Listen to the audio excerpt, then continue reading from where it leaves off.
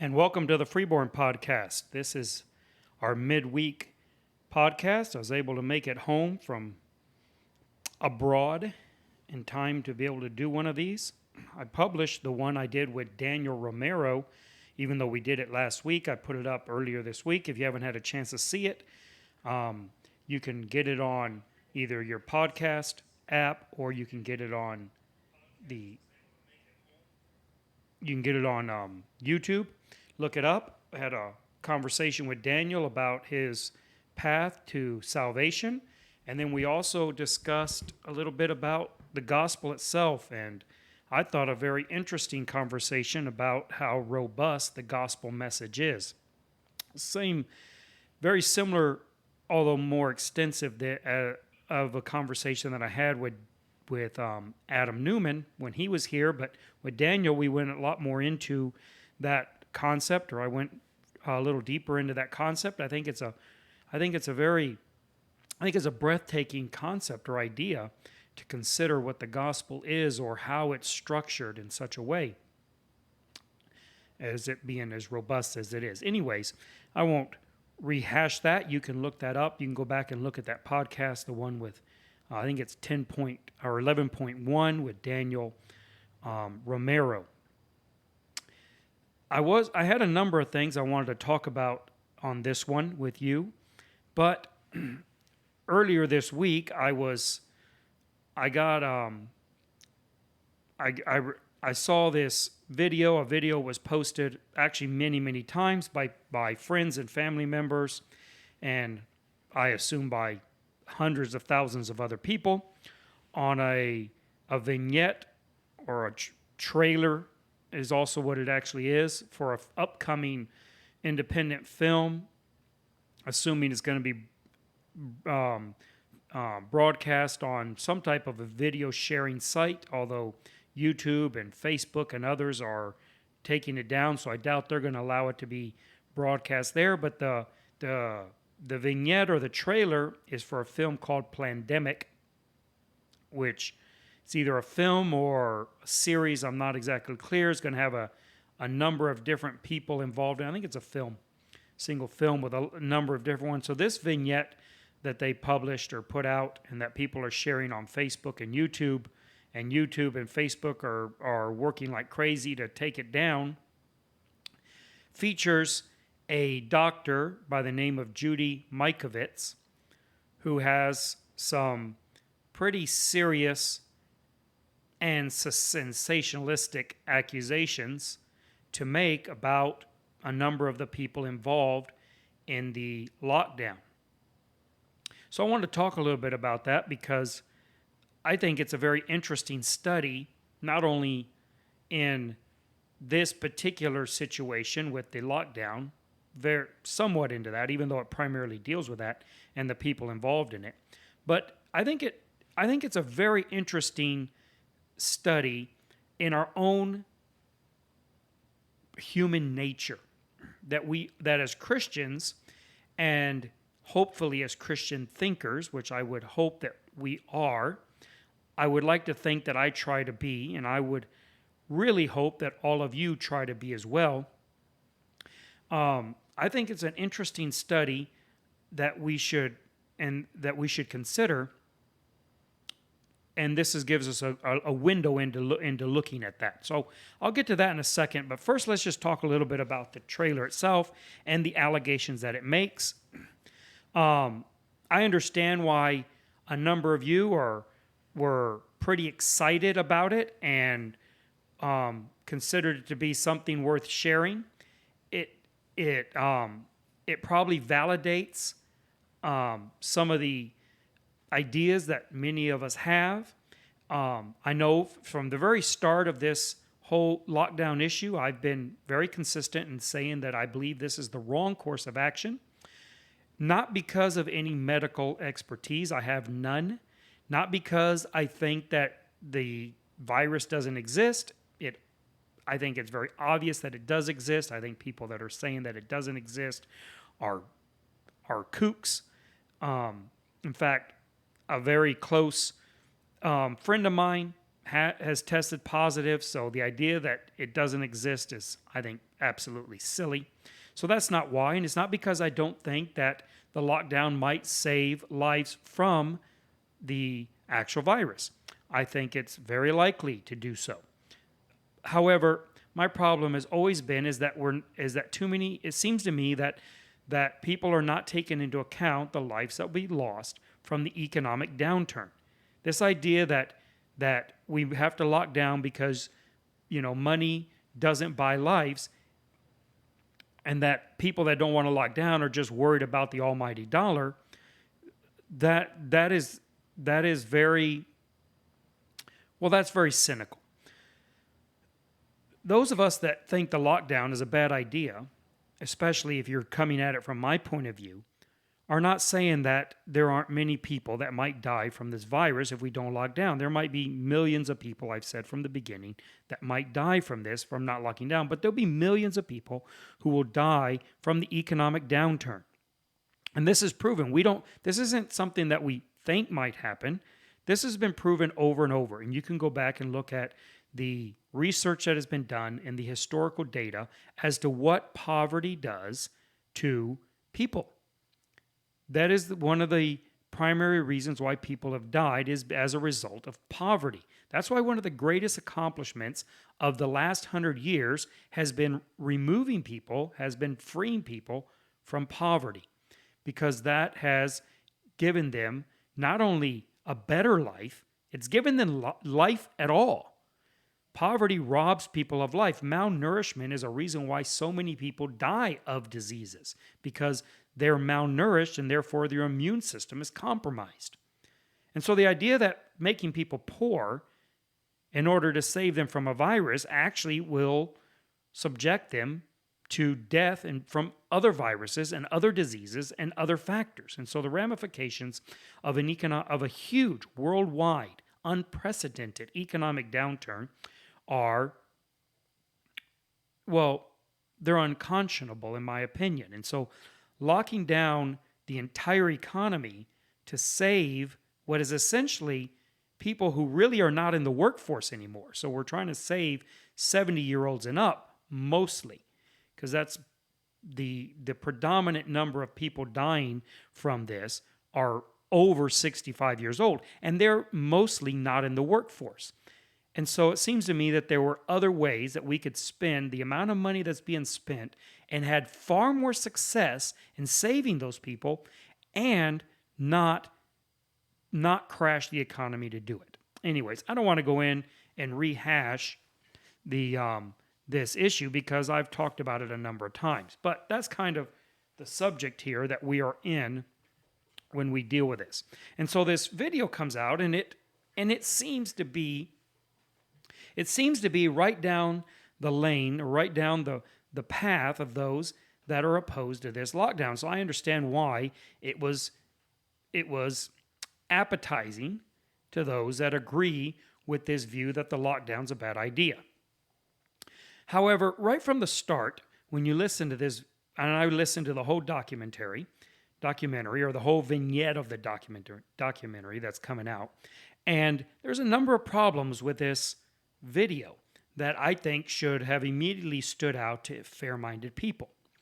One is that it certainly doesn't look like a documentary. It is not filmed with any type of feel for something that is about hard facts, but rather about sensationalistic claims. Now that, just because it feels that way doesn't mean it is, but that to me immediately sets up a flag. Immediately there's a red flag when things are made to appear sensationalistic. Now I realize that we live in a world of entertainment and that even hard information, in order to be taken into account or in order to be listened to, that so you can get our audience to actually listen to it, it has to be filmed with some amount of flair, panache. So let's just say that that's the case, and I personally prefer my information to come right across the center of the plate. I don't like it put on. I don't like it served as a curveball. I want it right down the middle. I want it without any flair. I don't want any sensationalism attached to it. That's how I prefer to receive my information. That's why I like to read my information. I don't like to get it from videos. So even if a video brings to my attention something that I want to then research, I don't want to see a video about it. I don't want it edited. I don't want commercials in it. I hate those stupid shows where they, are going to tell you who killed the third grader, this sensationalistic case, and they keep going to commercial break. When they come back, they go in this voice, and she was only in third grade when her life was ripped from her beating heart. And then they'll go through and they rehash the last segment, and then they tell you about 5 or 6 little details, and then they go to commercial break again. And they do that over and over, and they drag it out over a period of, an hour or a mini series. And I do not like my information that way. That to me is entertainment, and it's not information. That's why if I'm looking for anything dealing with any type of information, I do not like to get it out of YouTube. I don't go to YouTube to find out how to fix my brakes or how to diagnose an oil leak in my car, because it's way too much entertainment. They sit there and they talk for 5 or 10 minutes about something entirely unrelated. And so I want my information written so I can scan through, read it. I want it cold, hard. I don't want any embellishment to it. Now you may like it differently, and that's fine. Just because it has a flair for the dramatic doesn't mean that it is in any bit untrue. But it always sets off a flag for me when I see information presented that way. As I watch the video, I realize that there are a lot of accusations, and these are not subtle accusations that are being made, and not against broad groups. This isn't like, the average conspiracy theory, the Illuminati, this shrouded secret group, this secret government agency that nobody knows what it is or who's involved in it has done something horrible. It's not that kind. They are naming out specific living people and making very strong accusations, not only as to the results of their actions, but to the intent of their actions, saying that these people, not only their actions or decisions resulted in terrible things, but they actually did it with intent. Now, these are serious accusations. And so you would think there'd be a high level of information, of data being presented, of facts and evidence being presented, and yet there was none. And so that also is very disturbing. And I think Christians especially should be sensitive to this type of presentation or this type of accusation. Christians are seriously admonished in the New Testament to not give ear to gossip. And that's essentially what this was. Now, maybe in the full film, they're going to go in and document these accusations very carefully. But I highly doubt it. And even if they do in the film, this sensationalistic video that was released, this vignette, did nothing of the sort, not even a small amount, and yet they made the full accusations. And so that, to me, is very, very troubling. I think it's very irresponsible of the filmmakers. It's irresponsible of whoever's putting the video up. I think it's irresponsible of any of you who are sharing this video. I think you are essentially sharing gossip, and not about a government agency, which I think is perfectly acceptable. To criticize the CDC or to criticize the WHO or to criticize the UN or even the presidency of the United States or the president as the office is one thing. But to criticize specific people with extraordinarily harsh criticism, these aren't criticisms. These are criminal accusations. These are accusations about criminal activity with intent. They're essentially making accusations of first-degree felony murder charges. This is extraordinarily serious charges that I think require some level of evidence. You can't just accuse somebody of that because you don't like them, or you cannot pass on accusations of that because you don't like the person or because you don't like the decision. Look, I don't like a lot of the decisions that the people named in this video are making, and I don't like the position they're putting people in. I personally believe that these decisions are going to result in many, many deaths.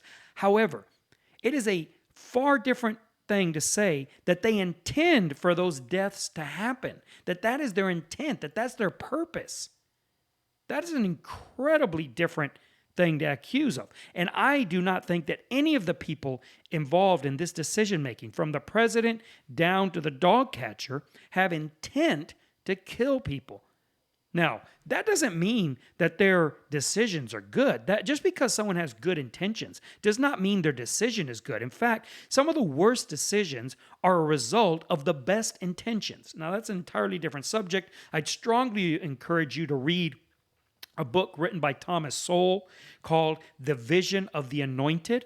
The Vision of the Anointed. If you don't have that book or you haven't read it, I'd strongly encourage you to purchase that book and to read that book. In it, he deals a lot with this idea of good intentions, and that too many times we attribute to the other side, whether it be politically, religiously, whatever it is, whether it's the other side of the fence of your property, we attribute to the other side evil intentions.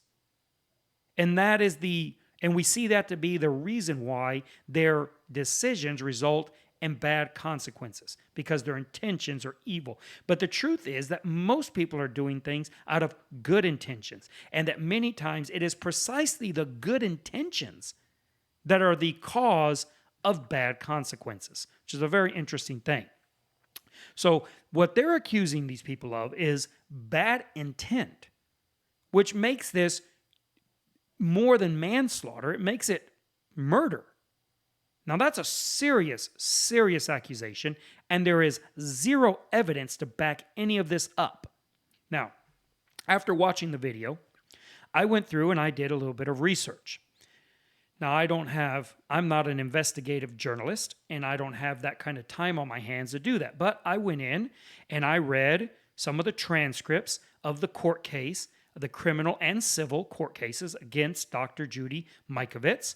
I read some of the police reports that they filed. They're all a matter of public record, and you can go and find them and you can read them. Now, I didn't read all of them. I didn't read them in their entirety, but I read selected sections of them.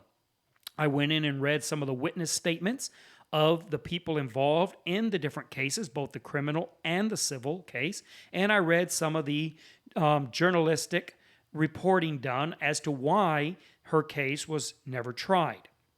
These are all things that are a matter of public record that any one of you could go in and research and read. And I would encourage you, if you have shared this video or you want to share this video, you think it ought to be shared, or you have any interest in it whatsoever, to do some of this research for yourself. I actually have many of the links saved, and I was going to put them up on the screen, but I'm not going to do that.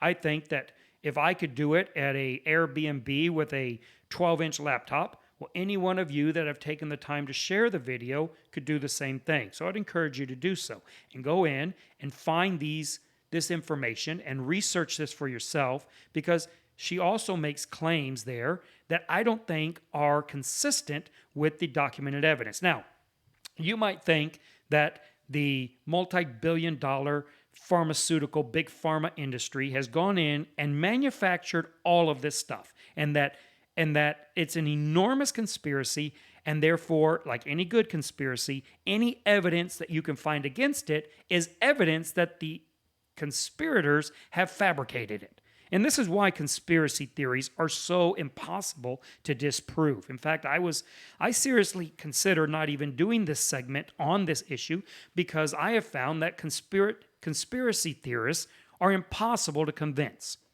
If there's no evidence that the conspiracy is fraudulent, well, that's ironclad proof then that it's true. And if there is overwhelming evidence that the conspiracy theory is a fraud, well, then that is ironclad proof that there is a conspiracy, because the conspirators have put it all together and they've manufactured all that evidence. And so it's impossible to disprove a conspiracy theory by the very inherent nature of what a conspiracy theory is. So perhaps, actual photocopies of the police reports and of the criminal case and of the civil case, perhaps none of those things will actually persuade you. And if that's the case, well then by all means go ahead, because you obviously have an ironclad case. Because if there's no evidence, then it's true. And if there's evidence against it, then it's also true, because it proves that there's a huge conspiracy against her. But if you're not one of those kind of people, one of these conspiracy theorists, well, then you might look at all that evidence and say,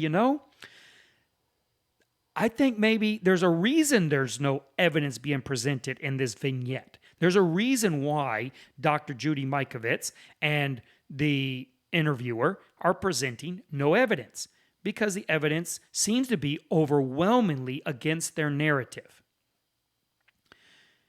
And I strongly suspected that all the social media sites were going to be taking these videos down.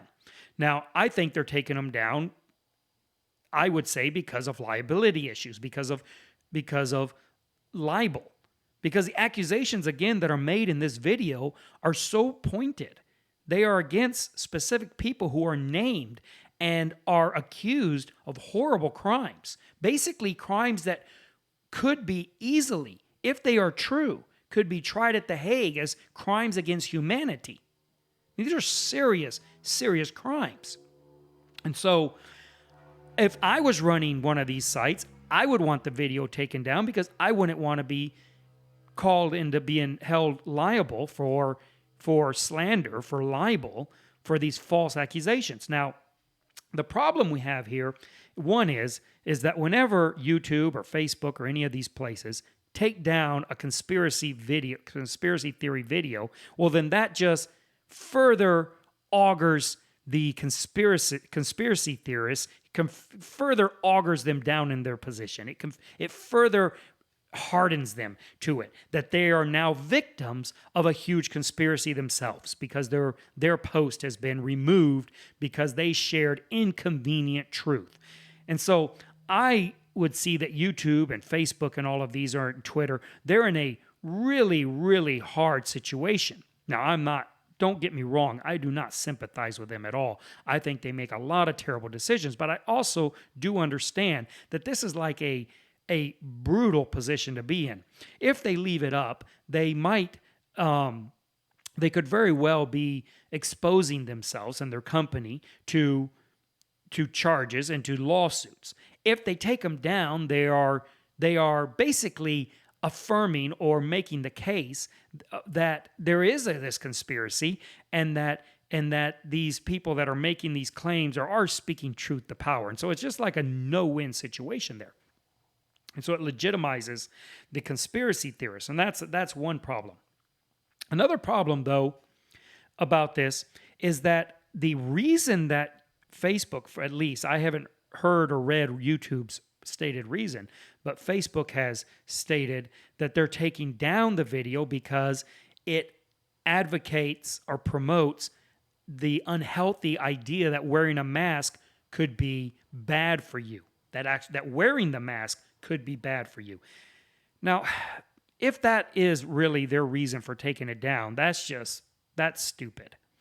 And this is why so many people on that spectrum of politics and of these issues are so against these sites and are so angry at them, because that's a dumb reason. Are you telling me that there are no other videos on Facebook and YouTube that are promoting things that could turn out to be false medicine or bad advice? There's no bad advice on YouTube. There's no advice on YouTube that is bad, and they're just shooting themselves in the foot with this.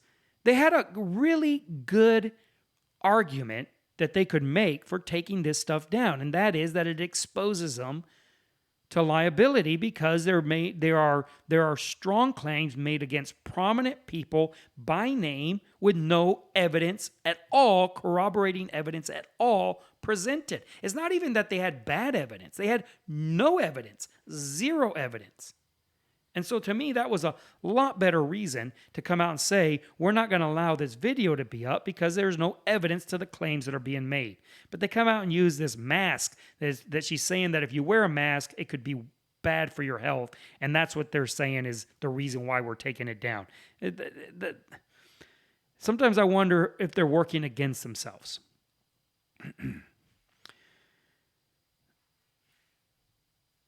Now, one of the interesting things in that video was that the interviewer asked Dr. Mikovits if she's an anti-vaxxer, if she's against vaccines, which she says, no, she's not against vaccines. And I'm sure many people would like to point that out, but I have a hard time believing her. Her answer was, to me, strained credibility. And that is because even though she says she's not anti-vaccine, she then parses the words to say that she is for immunity, whatever. And I think she's playing with words. I think she is playing with semantics, meaning that she believes in the immune system and in the natural acquired immune system, but she's against vaccines being developed. Is what I think she said. Now, I could be wrong, and I'm certainly not trying to besmirch her, but the way she answered the question, and I don't have the video anymore, it's almost impossible to find, and frankly, I don't have enough interest to go back and pull out her quote. You can look it up, and if I am misrepresenting her, I would love to hear from you, and you can tell me that, and I'll gladly retract. But from how I remember the video when I watched it last night was she was playing with words, and she was playing around with semantics, in my opinion, because it seems to me she's against vaccines. And I know that resonates with some of you. Some of you think vaccines are terrible and think that this is proof of it. And she makes accusations that vaccines are really just a ploy to enrich Big Pharma, and that there are all these natural solutions that that Big Pharma wants to repress so that they can sell their vaccines. Now look, I don't think the big pharmaceutical companies are saints. I think they're businesses and they're being run for profit. But I also don't have a problem with that. Now, I know some people think, and some of you might think, that everything that has to do with health should be free, which I think is funny because pretty much everything you do, everything any of us do for a living, at some way affects health.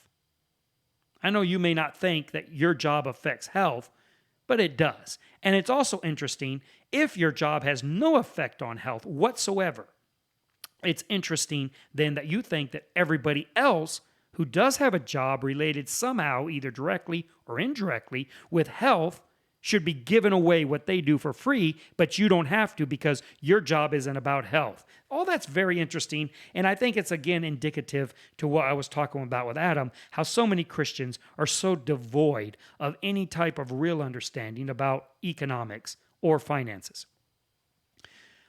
Things related to health are not going to be free. Now, I know we can all bemoan the fact that medical costs have skyrocketed, and there's a number of reasons why this has happened. One of the reasons, and one of probably the biggest reason, in my opinion anyways, the biggest reason, is because government's involved trying to make it cheaper. Whenever the government tries to make something cheaper, it makes it more expensive. Now, this is a whole different conversation that one day we might ought to have, because a lot of people don't understand that, and they think the solution to lowering medical costs is to get the government involved, making people sell it cheaper. But price controls raise the price. That is basic economics. Go look it up, study it, but this is the truth. When the government makes things cheaper, it results in things being more expensive. So that's a huge reason why. But another reason why everything medical has become so expensive is because we've actually, in the last 50 years, have achieved technological progress to a degree that we can actually do something about stuff. You realize that 100 years ago, medicine was putting leeches on people. Okay, maybe 200 years ago. Medicine was putting leeches on people. Who was going to pay a doctor for that? I mean, we couldn't really do much. They didn't know much, very little. Now, it is amazing what they're able to do, but all of that progress comes at an enormous expense.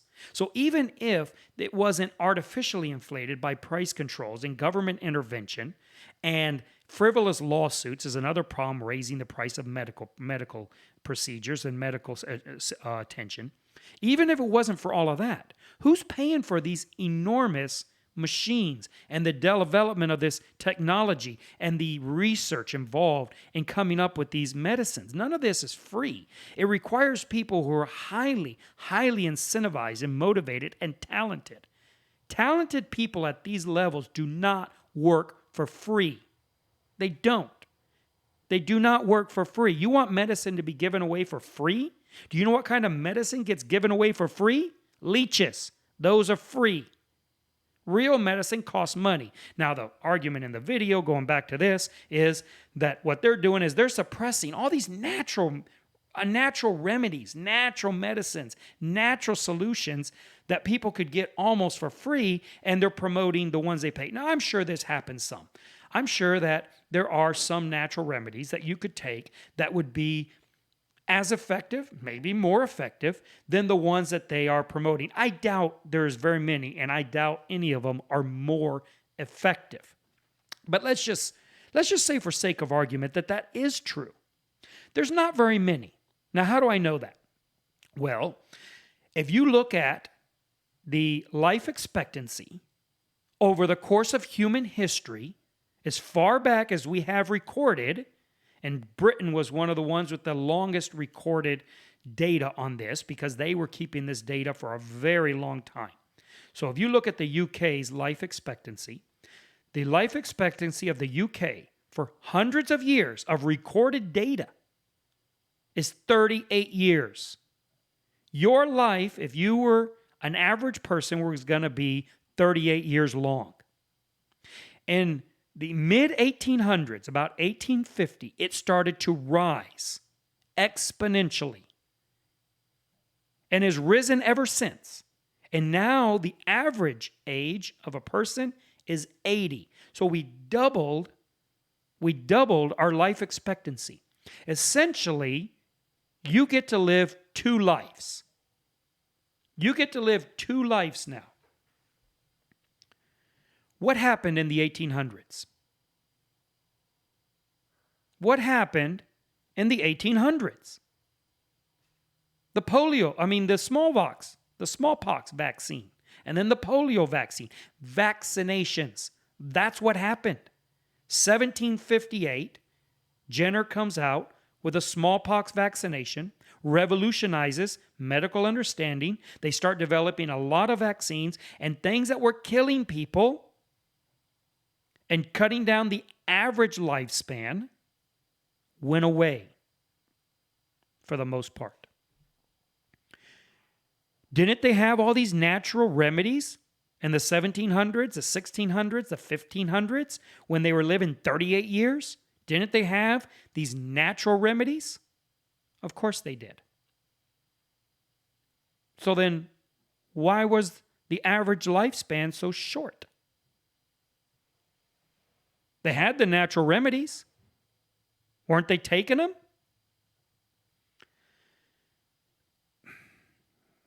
I know I'm not going to convince the anti-vaxxers.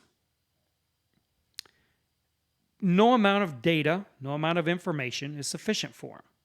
It doesn't matter how often their supposed information is debunked by all manner of sources.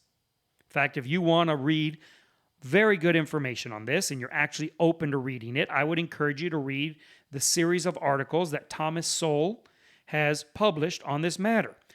Whereas an economist, he has looked at the actual information that is available regarding the dangers of vaccines versus the positive effects. And you should look up the information on both sides. I have. So I have read all the or not all, but I've read much of the anti-vaxxer information. Whenever somebody sends it to me or posts it, I read it with an open mind. I do not think that the pharmaceutical companies stretched out the heavens and walk on water. I think that they are as greedy as you and I are. I think they are as sinful as you and I are. And I don't trust them either. But that doesn't mean that just because they have bad intentions, that their product is bad or harmful. You can have bad intentions and good results. And you can have pure intentions and terrible results. I think that many of the people involved in socialism have the best intentions. And I think that many of the people involved in capitalism have the worst intentions. And yet I think the results of socialism are catastrophically bad. And the results of capitalism are incredibly positive. It has nothing to do with intentions. Or almost nothing.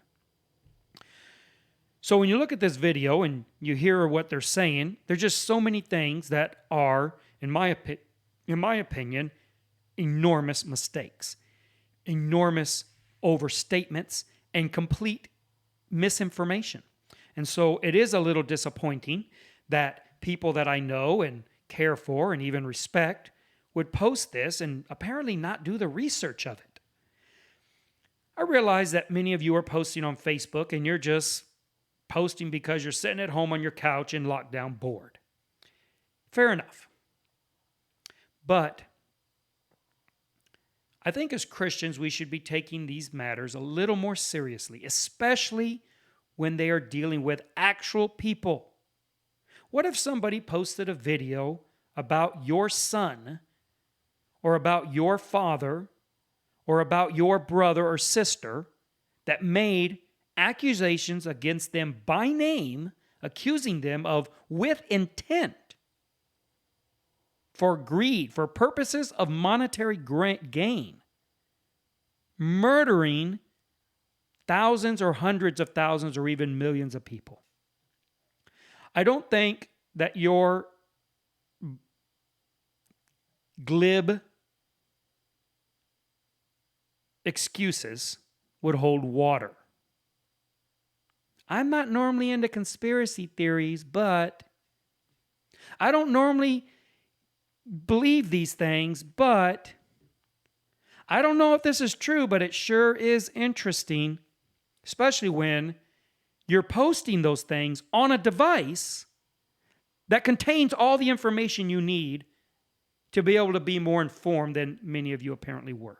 It may sound like I am rebuking you, and you may take it personally. I am rebuking you, but don't take it personally. And this gets me to where I think is even more important.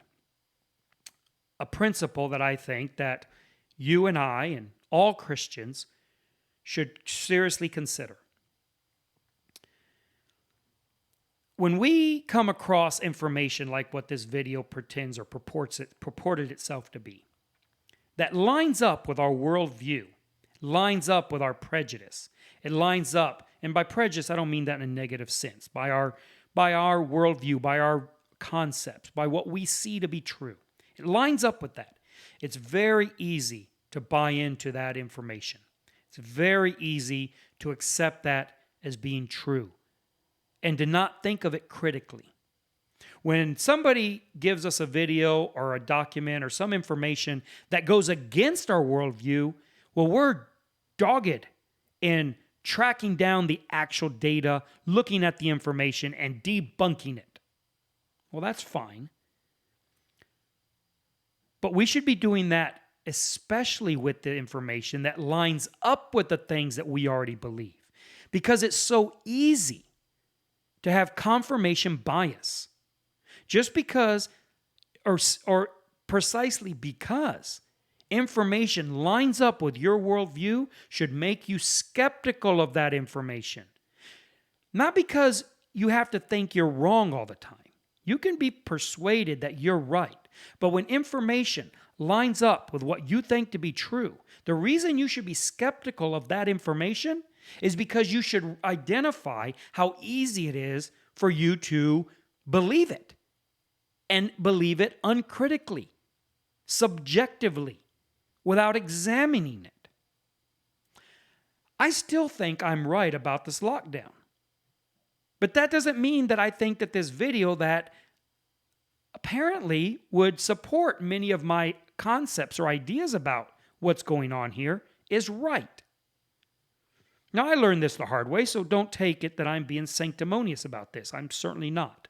I learned all this the hard way, the way many of you need to learn it. But we need to be very critical of information we get that is too easy for us to believe. I know there's an old adage that says that if something is too good to be true, it probably isn't. I would change that a little bit in this scenario or in this type of a case and say, if something sounds too close to what you think is true, then it might not be. Now, the reason why I say that is because we need to be very proactive in analyzing things that we want to be true. Because when we want them to be true, we are far more likely to accept them, to take them hook, line, and sinker without any critical thought. And we end up with egg all over our face. And worse than just personal shame or affront or embarrassment, we seriously damage the credibility of our case. I believe that this video that's been released is a blow to the credibility of the case that many of you are making against the idea of the lockdown. I'm not the only person, not by a long shot, who opposes this whole lockdown business.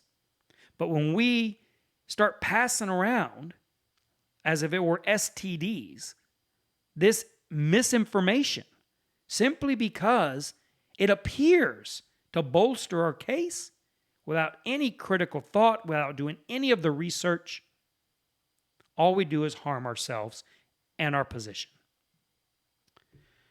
And this isn't just about this issue. This is about all issues, and this is why I think this is the takeaway from all of this. So I would encourage all of you, next time you're seeing something, you're hearing something, or you're reading something that supports your position, that is goes along or appears to go along with how you see the world, that supports your worldview. That is the moment in which you should say, wait a minute, I need to really check this out. I want to be as sure as I possibly can, as I humanly can, that this information checks out before I share this, before I promote this, before I publish this, before I cite this, before I quote this, especially those of you that are preachers.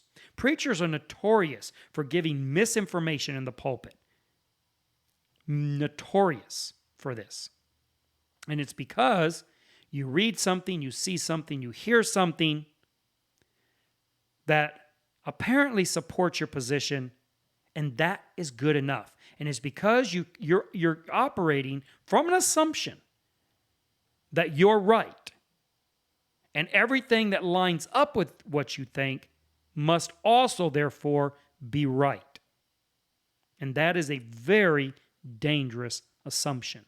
So, instead of reacting so negatively when you hear things you don't agree with, you should react that way with things you do agree with. This is why I've said many times on the podcast that I prefer to watch and listen and read things I do not agree with. There's a number of reasons for this, and this is one of them. It's too dangerous to read things I agree with. It's too difficult to look at them critically and objectively. It takes a trained mind to do that, and I don't have that. I'm not a scientist by training. And therefore, because that is what science is, the scientific method boils down to, instead of trying to prove your theory, you try to disprove your theory. And they're serious about that. They honestly do that. And I'm not saying they do that every time, and I'm not saying there's not bias in science. Of course there is. But true science is about disproving what you think to be true, not proving it. All of us operate on the opposite mechanism. We want to prove the things we believe and disprove the ones we don't, which makes us very susceptible to misinformation that is packaged in a box that's to our shape and size and color. And so if the misinformation comes in a box that fits our worldview, then we accept it, even if it's filled with lies. We have to be very, very careful with this, especially as Christians. Well, I had other things I wanted to talk about today, but I'm going to leave it there. This Saturday at 9 a.m., I'm going to have Liz Thompson on the podcast. She is editor-in-chief of House Style Editing. She is a former contestant on a reality show. I don't know if I'm allowed to say which one yet. I'll kind of prod her on that and see if she's willing to talk about it. Hopefully she will, because I think it'd be interesting, but we'll see. But she was a contestant on a reality show, which is interesting. She is a mother of one. She is an evil stepmother of 5. And there was something else. What else? Oh, yeah, she's my sister. So maybe you'll be interested in seeing that. And she's like Terry, she thinks I'm stupid. And so she's going to come on and explain to me why I'm stupid. And that's good, because if I'm stupid, I need to know that. That's good information to have. And so that'll be a lot of fun. I joke, but I think we're going to have a real good conversation. Also, I want to give you a heads up to a conversation that I'm going to have on May 23rd with a special guest. And I'm not going to tell you who that guest is just yet. You'll have to wait and see. But I'm going to tell you a little bit about the conversation that I've asked the guest to come prepared to speak on, because I have a lot of questions about this, and I haven't been able to answer them for myself or resolve them to my own satisfaction. And so I'm hoping that this guest, who is a brilliant thinker and a deep thinker, will have some insight to help me figure this stuff out. And the topic that I want to talk to this guest about is about sin versus reproduction. In other words, evolutionary reproduction, or biological reproduction, having children. I was trying to think of a nice way to say that. I don't want to get too crude. So sin versus biological reproduction as competing explanations for creation versus evolutionary biology. So there is evolutionary biology. I'm going to give you just a real short version of this. Evolutionary biology has as its primary and, as far as I can tell, only explanation for everything in the universe, or everything living in the universe maybe, reproduction. Reproduction is the explanation for everything. And, well, first, as a Christian, I think they're wrong. And it's not because, well, it's a long thing. I don't want to get too much into it. But I think the short answer, the short point is, I think they're wrong on this. But as a Christian, I find it difficult to provide an alternate explanation. So how do you explain fornication? How do you explain promiscuity? How do you explain men catcalling women?